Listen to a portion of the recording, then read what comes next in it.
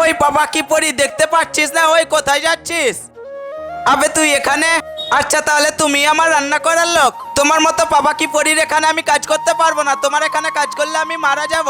এই ছেলেটার কত অ্যাটিটিউড। বাবু আইরে করো না, তুমি তাড়াতাড়ি লকডাউনের মধ্যে ভিতরে ঢুকে যাও। আরে আঙ্কেল এটা আমার বাড়ি না। আঙ্কেল আমার বাড়িতে থাকে না।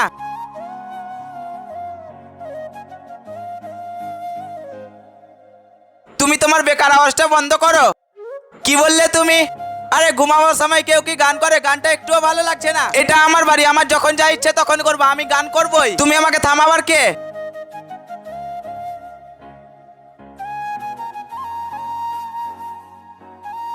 আরে বাহ কত সুন্দর সুগন্ধ। তোমার লাগবে কি? হ্যাঁ হ্যাঁ, কিন্তু আমি দিব না, কারণ রাত্রে তুমি আমাকে ডিস্টার্ব করেছো। কিন্তু আমি জিনিসগুলো যে কিনেছিলাম, আরে না এটা আমি কিনেছিলাম। রাতে ডিস্টার্ব করলে দিব না। হুম। ওই ভাবছে আমি খাবার বানাতে জানি না, কিন্তু এটা ওর ভুল, কারণ আজকে রাত্রে আমি নিজে আমার জন্য খাবার বানাবো।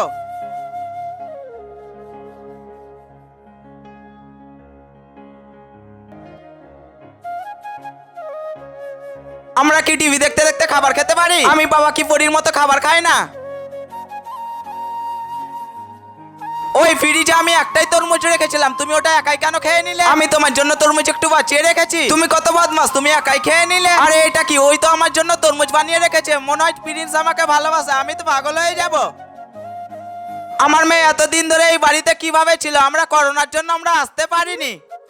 তুমি ঠিক বলেছো জি। বন্ধুরা যদি পার্ট 2 দেখতে চাও তাহলে ভিডিওটা লাইক করে চ্যানেলটা সাবস্ক্রাইব করে না, কমেন্টে পার্ট 2 লিখো।